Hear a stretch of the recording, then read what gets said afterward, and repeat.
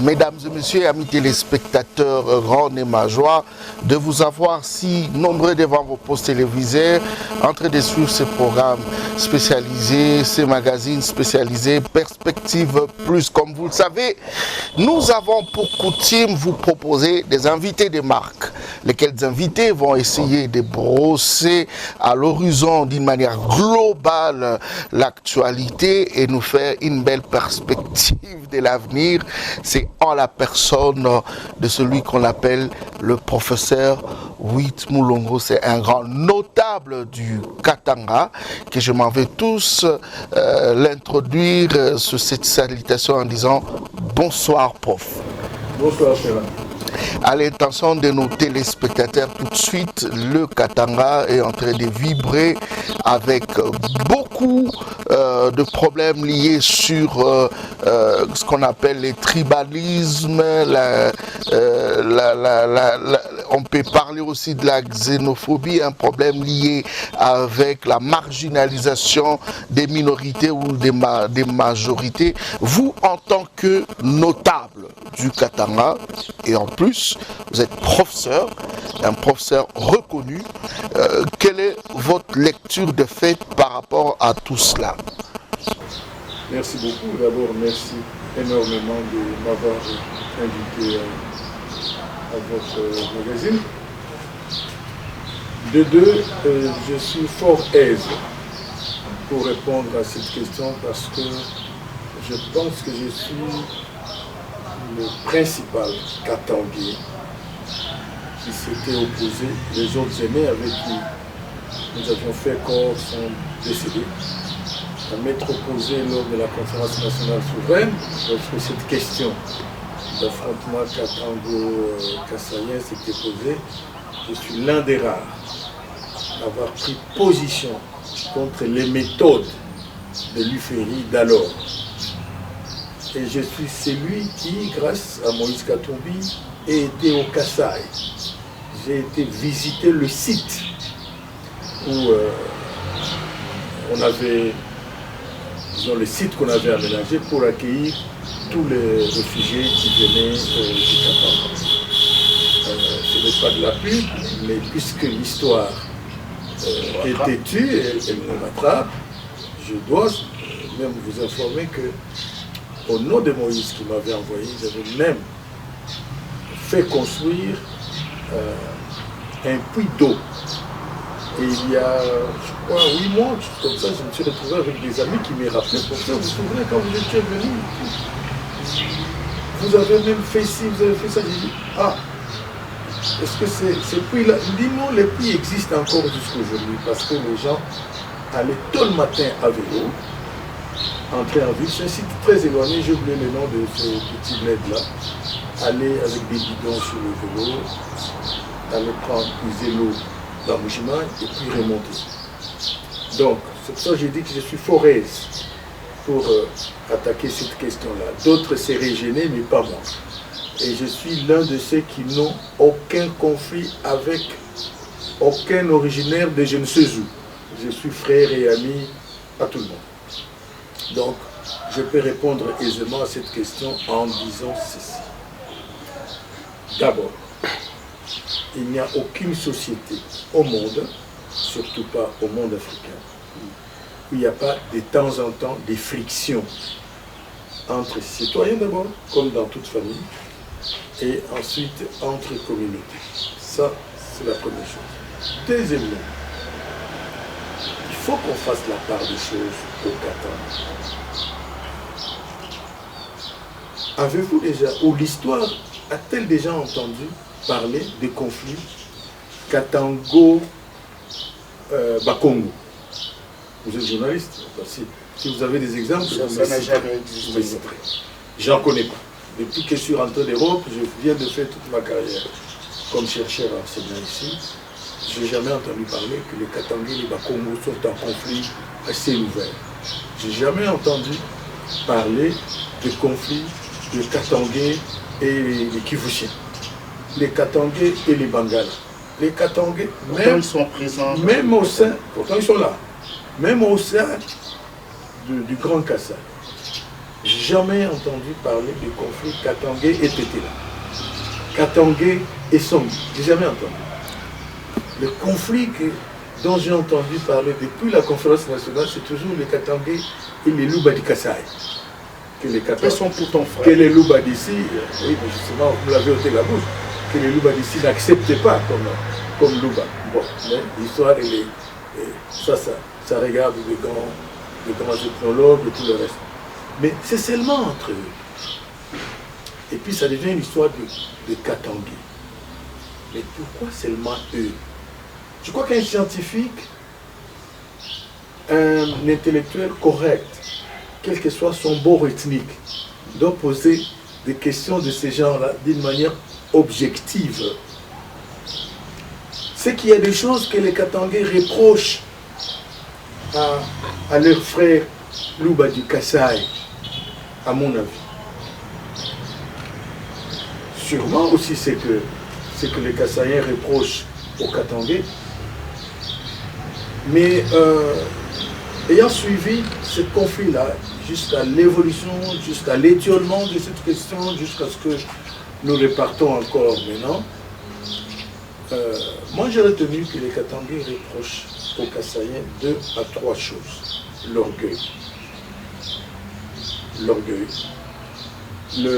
Comment je peux dire, le goût à l'imposition. C'est ce que les Katangé disent. Ils aiment imposer leurs lois. Le refus d'intégration.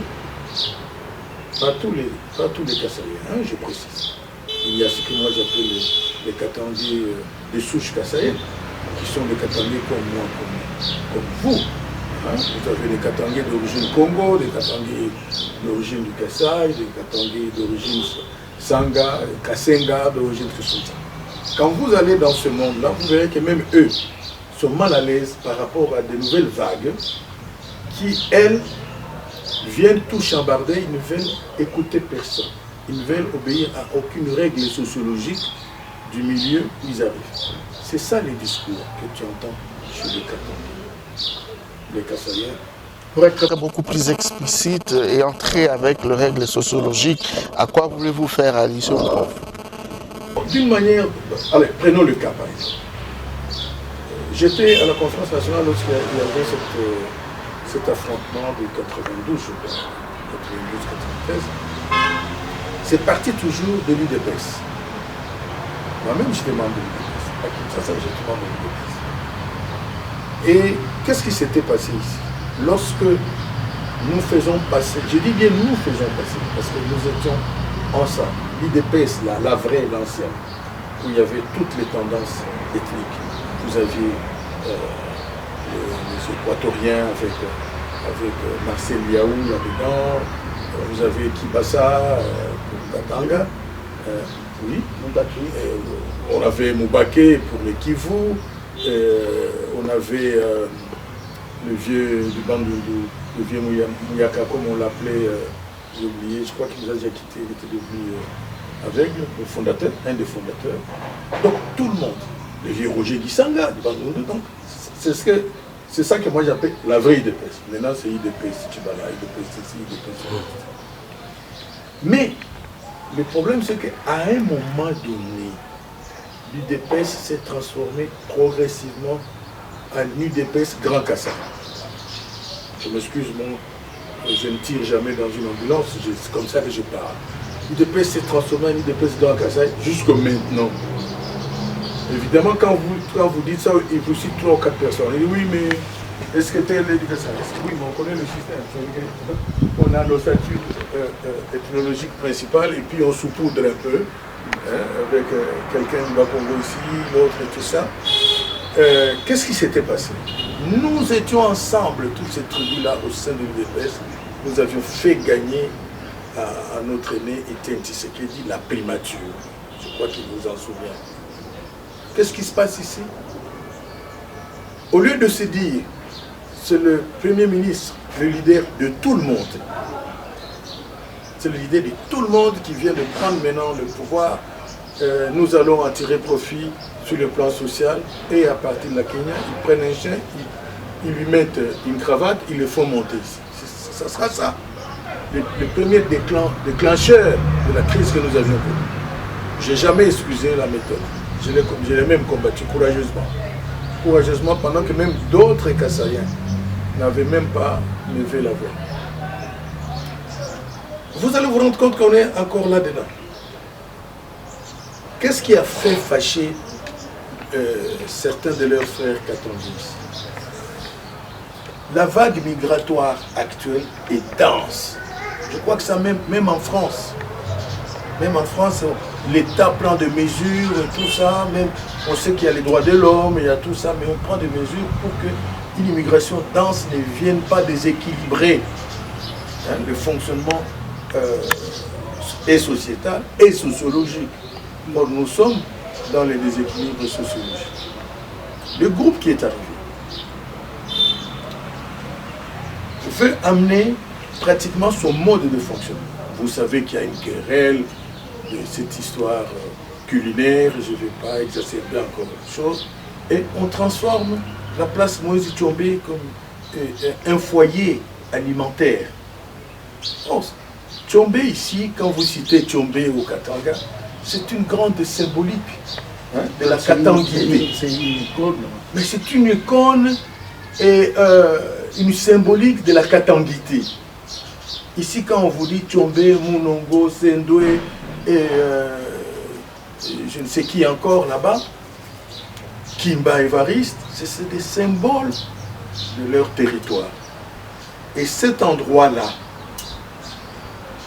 on lui a, d'habitude on dit, c'était la place de la Poste, et on a symbolisé certaines de place Moïse Tchombe parce que Tchombe n'a jamais eu, comme Mobutu ne l'aimait pas beaucoup, il ne lui a jamais donné l'espace.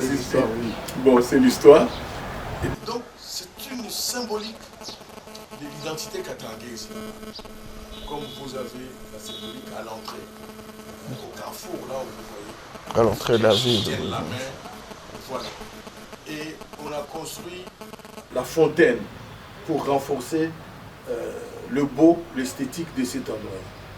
Mais vous avez des groupes qui viennent s'installer là, cuisiner, appliquer les recettes là-bas, cuisiner. Les foufous ont préparé là-bas. Donc le problème commence là. Et vous savez que lorsqu'il y a déjà un peu un petit quelque chose, comment on dit à Lingala? Bois va bêter la cahier à Taïloko Yakala. Hein? Ok, je vois cette expression. Voilà, donc, donc il y a déjà un fond, hein? Il y avait déjà un fond de querelles intestines là, calmées et tout ça. Quand arrive quelque chose, c'est réparti. Mais qu'est-ce qui a, à mon sens, qu'est-ce qui a irrité les gens? À Kinshasa, d'où je viens, les motards n'ont pas le droit d'entrer dans la ville de Kinshasa. Ils vous amènent de partout là-bas, les Tini, tout ça, mais ils vous laissent à la périphérie de la ville. C'est respecté. Lorsque cette ville était devenue sale, beaucoup de gens lui disaient, finalement, on a les autorités ici ou bien on n'en a pas. Les embouteillages, ça ne va pas, les motards. Cette dame, vice-maire, décide plus de motards dans la ville. Et je voudrais profiter de votre micro pour apporter une information. Ce n'est pas une mesure de cette dame, hein. C'est une mesure que nous avions prise du temps déjà du gouverneur Moïse.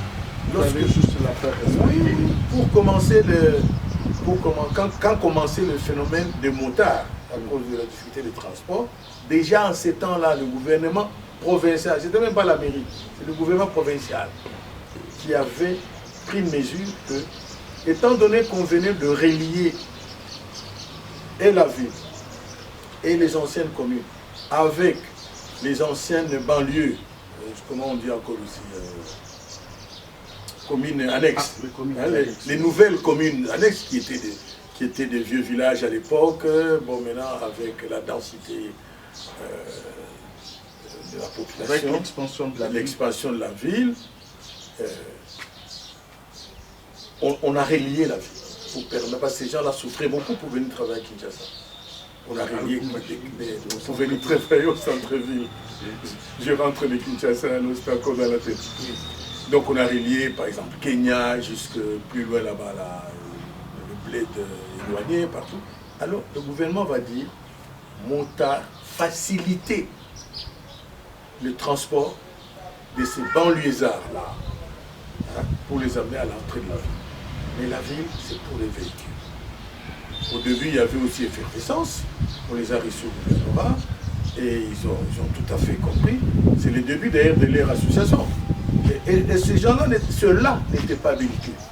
Ils ont organisé leur association, que le gouvernement provincial a agréé. Ils ont commencé à travailler. On les avait même obligés de porter des casques. En son temps. En son temps, oui, ils devaient avoir des casques. Et ceux qui ne voulaient pas obéir, ils arrêtaient, la police arrêtait leurs motos. Et on donnait ça à la police. Et qu'est-ce que Madame le maire fait? En fait, même si elle est là, elle a pris un nouvel acte, la vérité c'est l'actualisation simplement d'une mesure ancienne. Mais la vérité c'est que c'est la nouvelle vague, hein, de l'exode qui, elle, n'est pas habituée à ce genre de logique. Non seulement elle refuse d'obéir, mais elle va agresser l'autorité. Même moi, si j'étais maire, Matadi, vous faites ça, je vous dis,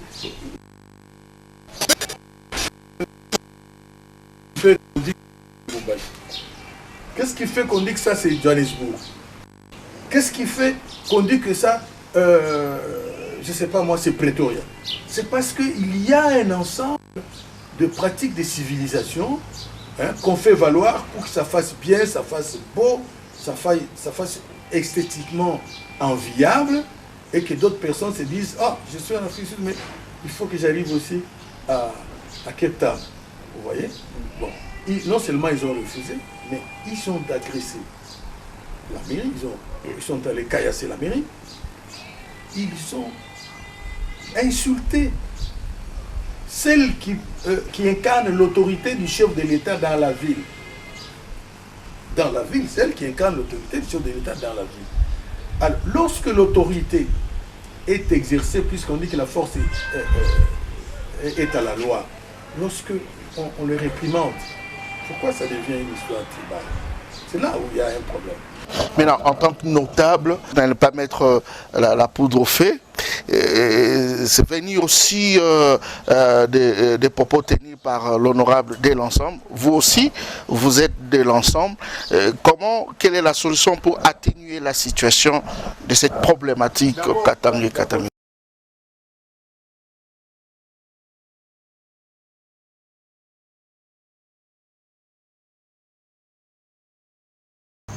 Comment manger ça à toutes les sauces négatives, mais je reviens un peu à vous. Ces propos ont dit quoi? Les propos, Dominique a dit quoi? Donc ces propos sont fustigés d'avoir marginalisé ou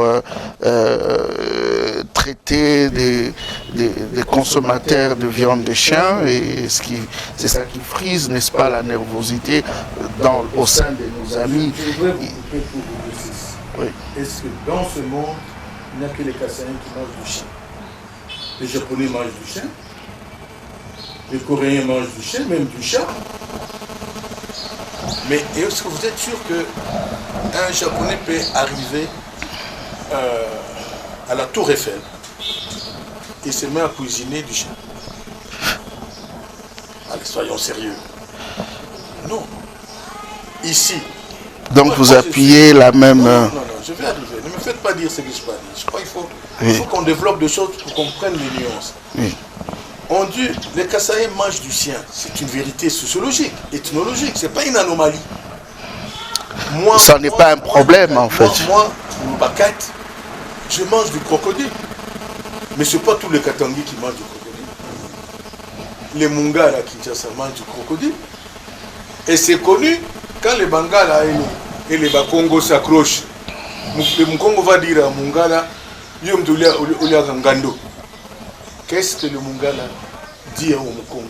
Mukongo Zoba. Ozo Kolia Matiti, innocent. Fumbo. Le Mungala lui dit ça à qui? Il dit Ozo Kolia Matiti, innocent, et Ozo Salé Loroté. Lia et l'autre Lia Kabat, oui, Lia Kayope, Ngando. Mais vous avez déjà entendu là-bas que les gens se sont tapés et que soit Kimbuta, soit Ngobila a appelé les tables rondes pour ça. Parce que les gens se sont accrochés autour de leur repas. Non, je ne crois pas. Ça, c'est de 1, de 2. Dominique, on peut lui reprocher peut-être son style, mais qui n'a pas de style. Chacun a son style. Lui, il a un style un peu brut. C'est son style. Mais le fond de ce que Dominique a dit, est-ce qu'il était faux? Dire qu'il faut qu'on construise le Kassai, il faut que le pouvoir organise, relance la vie au Kassai pour empêcher cette immigration si fluide. Avec la création de cette fameuse caisse de péréquation. Donc, c'est prévu et tout ça. Voilà. Il faut, parce qu'à l'allure où vont les choses, le Kassai va se mourir. Est-ce que c'est normal? C'est pas normal. Le Kassai, c'est le Grand Kassai. C'est une grande province qui, comment je peux dire ça, qui engorge des grandes valeurs et il enferme aussi des grands peuples. Mais si on le laisse comme ça, partout au monde, c'est la jeunesse qui construit l'entité. Or, la jeunesse est chaque jour sur et dans le train et sur le train. On vide le Kassai des énergies qui sont censées construire. Mounongo dit il faut que le gouvernement fasse un effort, arrête ça. Et que les Kassaïens fassent aussi un effort de construire chez eux. C'est pas une anomalie. Moi, je vais vous donner un exemple bête. Nous sommes à Malemba, jamais le candidat Moïse à Malemba. Il fait un meeting devant la maison de l'administrateur du territoire, qui est resté la même que le tout premier administrateur du territoire de Malembakoul, qui n'était autre que mon père. Et lorsqu'il nous présente, chacun de nous, il me présente, et je me présente à la fin, pour qu'ils comprennent que je suis l'un de leurs, et je dis cette maison, j'ai dormi dans cette maison, c'est la maison de mon père et tout ça. Ça parce que moi, je n'oublie jamais, même lui, quand il va entendre ça, il va rigoler. Il prend la parole, il dit c'est bien, le prof vous a présenté la maison de son père, mais c'était son père. Il a dit ça. Il dit c'était son père. Maintenant, il doit venir aussi construire sa maison ici. Mais je vous dis que c'est à partir de là que nous avons commencé à nous dire, mais en fait, effectivement, il faut que nous construisions quelque chose. Moi et la famille, d'abord il y avait une vieille maison que notre père avait laissée qui était tombée en désuétude. J'ai mis tout ce que je pouvais avoir pour réhabiliter ça. Quand j'arrivais à Malemba, j'allais dormir chez les prêtres. Et là, quand j'arrive à Malemba, même le jour où Molière arrivera à Malemba, il dormira. J'espère que nous irons visiter cette maison. Oui. Ce n'est pas terrible, mais au moins c'est pour vous montrer que pourquoi les Français ont dit que la vérité blesse. C'est ça.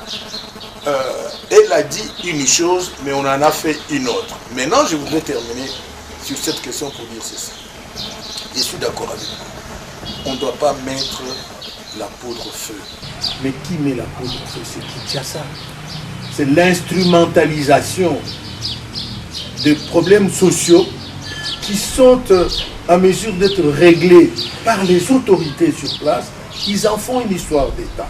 Vous vous imaginez que le président de la République, avant d'annoncer cette table ronde, il en fait une histoire du gouvernement national. Dans le compte-rendu d'un conseil de ministres, il sermonne pratiquement les Katangais en disant, conformément à l'article tel, le Congolais est partout chez lui, etc. Tout en sachant que c'est ça qui est en train d'énerver les Katangais. Ils entendent ça de leur président, à eux tous.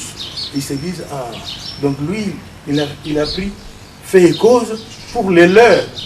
Comme il est allé au Kassai, il s'est présenté comment? Machi à moi-même. N'est-ce pas? Mais nous n'allons pas mettre de la poudre au feu. Vous, en tant que notable, nous attendons de vous un pacificateur, quelqu'un qui va essayer un tout petit peu d'équilibrer les choses. Même pas un tout petit peu, sérieux. Tout à fait, même pas un tout petit peu sérieusement. Je crois qu'au début, je vous ai dit que moi, je suis fort aise pour en parler. Hein? Moi, je n'ai pas de remords, je n'ai pas... Parce que moi, je suis bien avec tout le monde. Tout le monde. Même dans ma carrière, là, ce n'est pas mes frères Balbakadji qui m'ont amené à tel poste ou tel autre. C'est toujours des gens venus d'ailleurs, j'ai toujours des bons rapports. Ma jeunesse à Kinshasa, j'ai été le petit frère de Feliaou, Équateur. J'ai été le petit frère de Birindwa.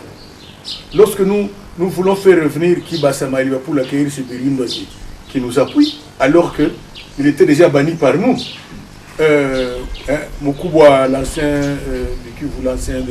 président de l'Assemblée nationale, et puis j'ai oublié encore, et puis du Haut Conseil de la République.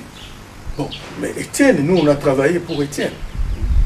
Donc, moi je suis fort, je suis dans une position qui est différente de beaucoup de gens qui ne peuvent pas parler des choses d'une manière libre. Je me définis toujours comme un libre penseur. C'est-à-dire, si un matin je suis d'accord avec vous, je vous dis que je suis d'accord avec vous. Si je ne suis pas d'accord avec vous, je dis que je ne suis pas d'accord avec vous. Je ne m'embarrasse pas de ce que vous allez penser. Maintenant, comme vous l'avez dit, c'est tout à fait juste. Ne pas mettre la poudre au feu, c'est demander à Kinshasa de laisser les autorités locales s'en occuper. Il y a un gouverneur dans cette province. Le gouverneur, c'est le représentant chef de l'État. Vous vous rendez compte? Il faut que les chefs de l'État viennent organiser une table. Le Premier ministre arrive faire du cinéma ici. Mais qu'est-ce qui s'est dit là-bas? Mais on est... En fait, mon terme, ce ne serait pas du cinéma. Non, c'est du cinéma, vous allez voir. Je vous fais confiance. Faites-moi aussi confiance, vous allez voir ce qui va en sortir. Je veux vous dire ceci, intellectuellement. La paix ne se fait pas par des arrêtés. Les amitiés ne se fondent pas par des arrêtés, par des ordonnances. Non. Par des contacts, l'échange sincère entre les gens. Le chef de l'État n'est pas absent dans cette province. Il est présent par le gouvernement. Et ici, il y a ce qu'on appelle la Fondation Katangaise, qui est une organisation qui enferme toutes les ethnies. Même, il n'y a pas que le Kassai. Même les autres, les Né-Congo, donc Koreba, Korebande, etc., et Kivu, ils sont là. Moi, je pense qu'on aurait dû responsabiliser le gouvernement, sans tambouriner. Les gouverneurs allaient seulement appeler les concernés. Que se passe-t-il? Arrêtez ici, arrêtons. Que vous reprochez-vous? Nous, on est fatigués. Les Katangais nous prennent toujours pour ceci, pour cela, on est fatigués, etc. Nous aussi, on est fatigués, les Kassaïens ne comprennent pas, etc. Tout ça. Ok. Est-ce que maintenant, on peut considérer que ça, ce chapitre est passé, nous pouvons repartir? Or, eux, nouvelle base. Ben oui, mais eux, ils instrumentalisent ça, ils en font une histoire d'État. Ce qui irrite les gens, lisez les réseaux sociaux, hein. Pendant que les choses c'était dans Caravia là-bas, mais ils lisaient les réseaux sociaux. Mais c'est que le Katangais d'en bas, comme on dit, écrivent et tout ça. Même nous ici, on est menacés. Moi, quand j'ai quitté un autre match qui nous a fait tant plaisir là-bas, quand on descend, il y a des gens, vous voyez, ils vous voient, des professeurs, il y en a deux qui sont des professeurs. Félicitations, c'était bien, tout ça, puis c'est le professeur. Musisikilizane na muntu, unashikia, musisikilizane na muntu. Kila muntu kuna kwabo. Tu entends, pendant que Caravia est en train de se tenir. Donc Caravia finalement, ça devient une histoire de nous autres. Hein? Une histoire de l'autorité, de la classe élevée. Mais et le petit peuple est abandonné à la masse. Hein? Avec le Katangais d'en bas. Il n'y en a pas. Je crois que c'est ce qui devait se faire tranquillement, sans tambouriner, et même si ça dure du temps. Il y a eu des trucs très graves, il y a eu des morts en 92, 93. Après, ça s'est calmé. Et quelle table ronde Mobutu avait fait ici? Oui. Professeur, sans plus tarder, les Congolais et Congolaises qui vous suivent, vous êtes aussi un éminent politique reconnu. Vous êtes membre de l'ensemble. Vous nous diriez comment se porte l'ensemble en perte de vitesse, oui ou non? Et pour terminer, dites-nous, y aura-t-il des élections en 2023? Parce que c'est déjà 2022.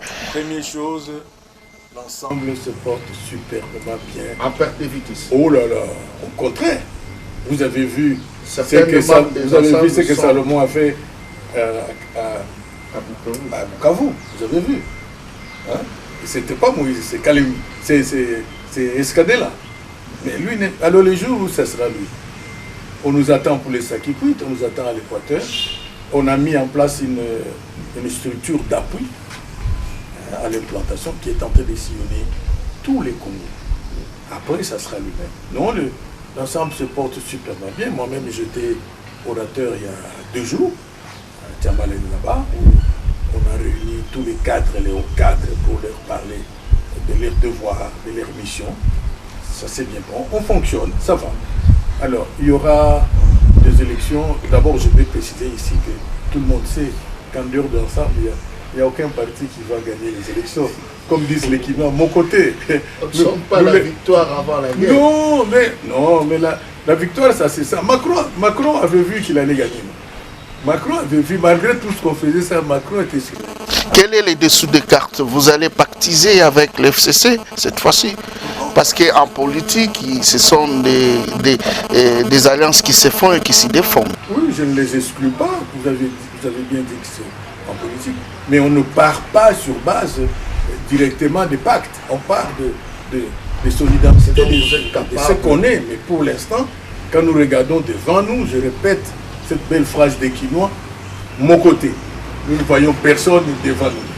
Est-ce qu'il y aura élection ou pas? Ben, il faut poser la question à ceux qui ne font que promettre et qui ne réalisent pas. Mais nous sommes dans un schéma des élections. Donc s'il y a les élections en 2023, à bras levés, haut le main, vous remportez les élections. Ce sera peut-être 4 bras haut, on va les remporter. Mais nous avons fait échouer quelqu'un qui voulait faire un mandat de plus de force. Et nous étions avec...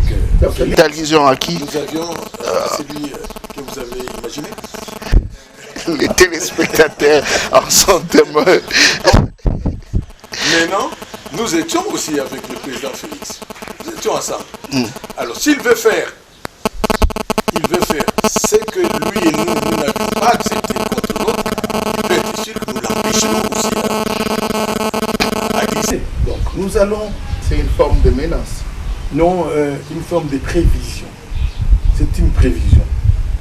Nous, parce qu'il a déjà beaucoup chipoté, la CENI, il a fait exactement comme l'autre avait fait, passage en force. Disons-les clair, vous parlez de Chikata. Vous l'avez appelé comme ça.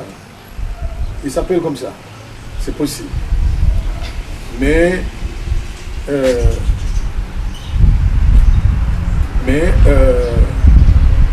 ce que nous faisons, nous, c'est que nous n'accepterons pas ce qu'on n'a pas accepté lorsque nous étions tous ensemble. On a déjà chipoté, on a fait un passage en force avec la CENI, c'est très malheureux. Les FCC n'ont cessé de crier plusieurs fois que nous, on n'a pas envoyé nos délégués. Lui a fait valider le délégué, exactement comme l'autre faisait. L'ensemble n'a pas donné de délégué. Lui, il a fait passer quelqu'un là-bas. Et on a fait valider par Kodiakwanga, si c'est Kodiakwanga. Donc, Kodiakwanga, c'est la même chose. Il a fait passer. Bon. Mais nous sommes tranquilles. Nous nous sommes dit, nous n'allons pas adopter les méthodes des autres. Parce que nous sommes sûrs, même si on tripote à la CENI, nous, on va gagner les élections. Pour l'instant, là, on ne voit personne devant nous. Il n'y a que ceux qui avaient échoué et ceux qui sont en train d'échouer. Alors, il va rester qui? En face de nous, il va rester qui? En bon analyste, je vois que vous criez déjà aux victoires avec tous les paramètres en jeu. Nous vous souhaitons bonne chance à l'intention de nos téléspectateurs. Vous avez un mot avec lequel nous allons nous séparer en beauté. Parce que nous... D'abord, une salutation à mon frère Nembale Mbalaba, que je suis souvent toujours avec un petit sourire en coin. Esprit. Oui, et je le remercie pour la forme qu'il a donnée à sa chaîne, qui est une chaîne de proximité. Nous l'encourageons. Ensuite, pour la crise qu'il y a chez nous, je sollicite qu'on n'instrumentalise pas ça, qu'on laisse le gouverneur qui pourra travailler tranquillement avec les notables d'ici, les notables du Kasaï, même les notables des autres provinces, des autres Katangais, des souches extérieures au Katanga, pour qu'ils travaillent d'une manière apaisée, au lieu d'en faire une affaire d'État. Le Kinshasa, je connais. Ça permet d'avoir des ordres de mission, ça permet de se faire connaître, qu'on a été au Katanga, qu'on a fait ci, qu'on a fait ça. C'est ce que je donne comme conseil. Après leur cinéma qu'ils sont en train de faire, quand ils ont fini, ils laissent le pouvoir au gouvernement pour continuer le travail tranquillement. Nous sommes là, nous sommes les amis des Bakongo, les amis des Kassaïens et tout le reste, on a le moyen. Moi, je dis des choses crues aux Katangais, hein, parce que c'est pas correct, je leur dis ça et ils savent, mes frères Katangais savent que les types là, ils n'ont pas toujours été avec nous dans tout. Donc nous sommes nombreux, il n'y a pas que moi, il y a beaucoup de gens qui sont capables de dire aussi aux Katangais, arrêtez ici, arrêtez là-bas. Et dire, mais on doit apprendre aussi à dire la vérité aux Kassaïens aussi, pour leur dire, on vous reproche aussi ça. Que chacun mette de l'eau dans son vin, avançons, parce que après tout, nous sommes frères et sœurs d'une même nation. Merci beaucoup, prof. J'espère que vous avez rejoint Madame Moulongo aussi dans ce qu'il avait dit d'une manière assez équilibrée, assez responsable. Merci beaucoup. Problème de forme, comme je l'avais dit. Chacun Oui. son style. Merci beaucoup, prof, et aussi nos téléspectateurs qui vous suivent. Je vais partir, mesdames et messieurs, avant de vous faire un bonsoir de revoir. Il va nous dire il y aura des élections en 2023, oui ou non. C'est à cette réponse que nos téléspectateurs veulent vous entendre. Bien, vous êtes professeur, vous pouvez nous dire en quelques mots. Je dirais que ceux qui organisent l'élection, qui doivent nous garantir. Mais pour nous, il doit y avoir élection. Mesdames et messieurs, la suite, nous le verrons. Qui vivra verra. C'était le professeur Witt Moulungu, qui était notre invité notable katangais, un haut cadre de l'ensemble, parti cher à Maurice Katumbi. Mesdames et messieurs, merci de nous avoir suivis. Une bonne suite de programme à Molière Canal 10. Mesdames et messieurs, bonsoir. Voilà, très heureux.